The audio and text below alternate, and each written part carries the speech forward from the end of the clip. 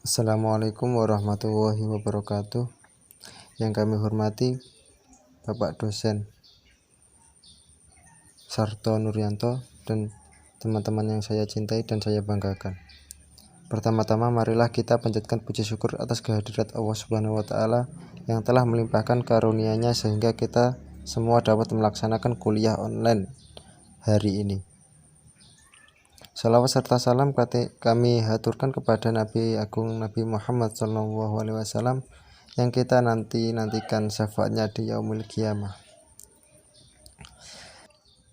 Baik, langsung saja saya Saiful Ikram sebagai moderator akan memperkenalkan anggota kami. Pemateri yang pertama yaitu Anggi Farihatun Asna, yang kedua Nanda Arrosa Failani, yang ketiga Astriani. Silahkan kepada Mbak Anggi Farihatul Asna untuk menyampaikan materi pertama.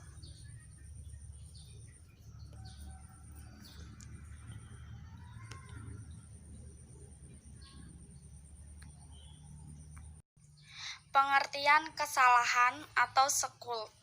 Pengertian kesalahan secara yuridis terdiri dari 1. Kesalahan dalam arti etis sosial atau sekul in social ethics, yang berarti hubungan jiwa dari seseorang yang melakukan perbuatan sedemikian rupa sehingga perbuatan atau akibat dari perbuatan itu dapat dipertanggungjawabkan ke depannya.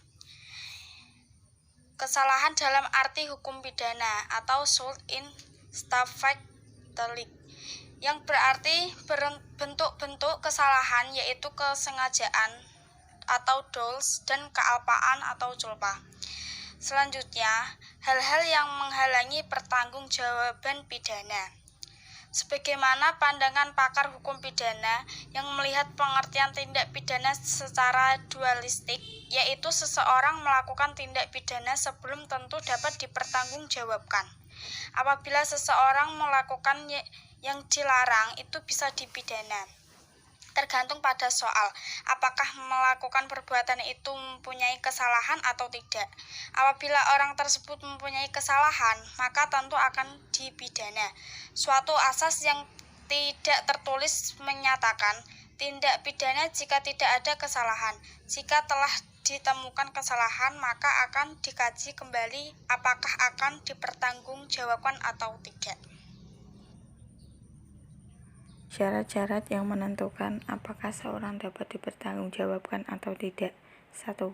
Kemampuan bertanggungjawab atau 2. Adanya perbuatan melawan hukum, yaitu suatu sikap psikis suatu pelaku yang berhubungan dengan kelakuannya, yaitu A. Disengaja, B. Sikap kurang hati-hati atau lalai. 3. Tidak adanya dasar penindakan pidana yang menghapus dapatnya dipertanggungjawabkan suatu perbuatan kepada pembuat, alasan pemaaf atau alasan pembenar. Kealpaan. Ada 3 macam unsur yang masuk dalam kealpaan. 1. Dapat mengirakan. Kunnen verweten timbulnya akibat. 2. Mengetahui adanya kemungkinan. Kennen der mogelijkheid. 3. Dapat mengetahui adanya kemungkinan. Kunnen van mogelijkheid. Selanjutnya adalah bentuk-bentuk kealpaan yang dikenal dalam hukum pidana.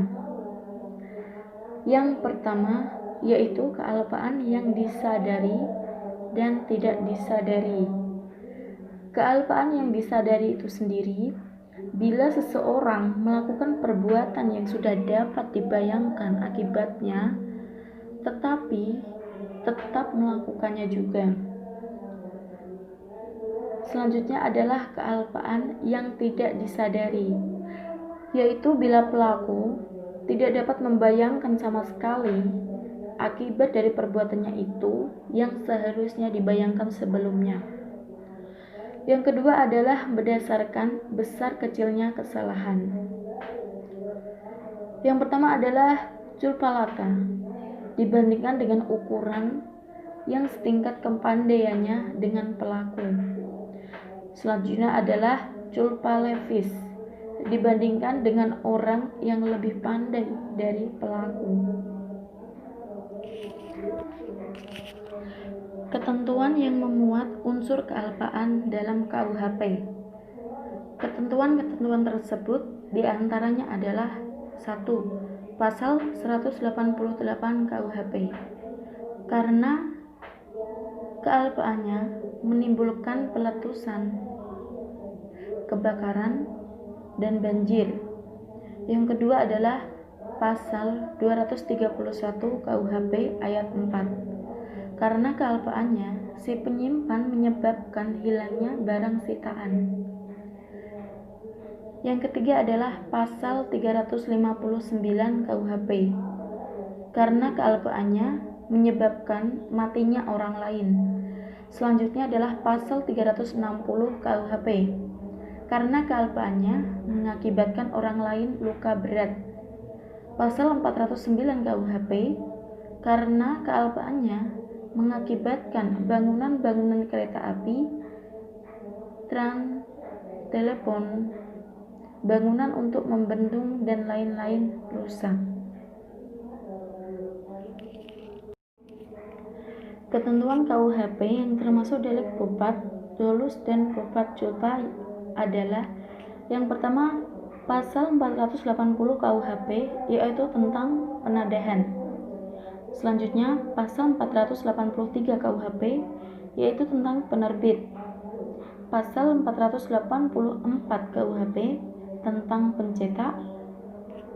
Pasal 487 KUHP tentang bersetubuh dengan wanita yang umumnya di bawah 15 tahun.